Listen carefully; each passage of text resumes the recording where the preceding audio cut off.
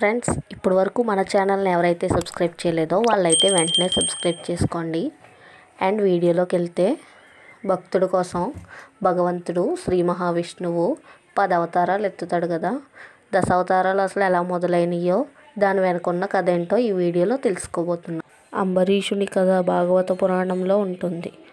ఇక్ష్వాకు వంశానికి చెందిన నభగ మహారాజు కుమారుడే ఈయన అంబరీషుడు. పరమ విష్ణు భక్తుడు. శ్రీ మహావిష్ణువు గురించి భక్తితో గొప్ప యాగం చేశాడు. ఆయన భక్తికి మెచ్చిన శ్రీహరి ఆయన రాజ్యం సుఖ సంపదలతో విలసిల్లేలా చేస్తాడు.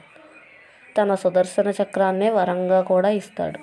ఒకసారి అంబరీషుడు ద్వాదశి వ్రతాన్ని ఆచరిస్తుండగా, ఈ వ్రతంలో ఏకాదశి నాడు ఉపవాసం ప్రారంభించి 1 సంవత్సరం పాటు దీక్షలో ఉండి, ద్వాదశి ప్రారంభంలో దీక్ష విరమించిన తరువాత తన ప్రజలందరికీ అన్నదానం చేయాలి. ఉపవాస దీక్ష కొద్ది గడియల్లో ముగుస్తుంది అనగా దుర్వాసుడు అక్కడికి విచ్చేస్తాడు. ఆయన్ని భక్తితో ఆహ్వానించి ఆ రోజుకి దుర్వాసుడిని తన గౌరవ అతిథిగా ఉండమని అర్థించాడు. దుర్వాస మహర్షి అందుకు ఒప్పుకుని తాను నదిలో స్నానం చేసి వస్తానని చెప్పి వెళ్తాడు. దీక్షా విరమణకు నిర్ణయించిన శుభముహూర్తం దాటిపోతుంది. అయినా నదీ స్నానానికి వెళ్ళిన దుర్వాసుడు ఎంతసేపు అయినా తిరిగి రాలేదు. అప్పుడు అంబరీషుడు తమ కులగురువైన వశిష్ఠుణ్ణి సలహా మేరకు అడగగా, ఆ శుభముహూర్తంలో కేవలం తులసీదళం, కొంత మంచినీళ్లు పుచ్చుకుని దీక్ష విరమించి దుర్వాస మహర్షి ముని కోసం అప్పుడు ఎదురు చూస్తూ కూర్చున్నాడు. ఇది శాస్త్ర ప్రకారం సమ్మతమే. కానీ స్నానం చేసి వచ్చిన దుర్వాసుడు తన దివ్య దృష్టి ద్వారా జరిగిన విషయాన్ని తెలుసుకుని రాజుగా మాట తప్పినందుకు కోపంతో ఊగిపోయాడు. దుర్వాసముని కోపం మనందరికీ తెలిసిందే కదా.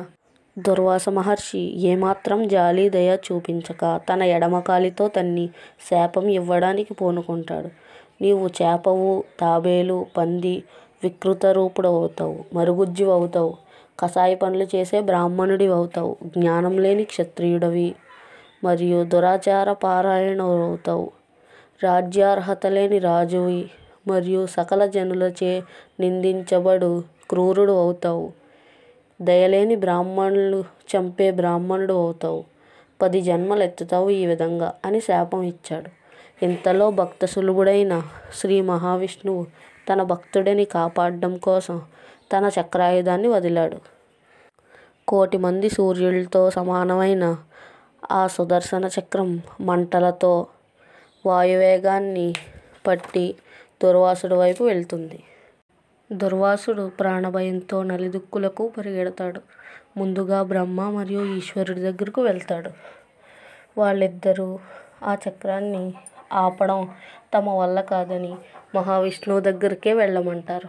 చివరికి దుర్వాసుడు శ్రీ మహావిష్ణువును వేడుకుంటాడు. ఆయన కూడా ఏమీ చేయలేనని, అంబరీషుణ్ణి భక్తికి బందీ కాబట్టి ఆయన్నే వేడుకోమంటాడు. చివరికి దుర్వాసుడు వేరే గతి లేక అంబరీషుణ్ణి వేడుకోగా ఆయన శ్రీహరిని ప్రార్థించి సుదర్శన చక్రాన్ని ఉపసంహరించుకుంటాడు.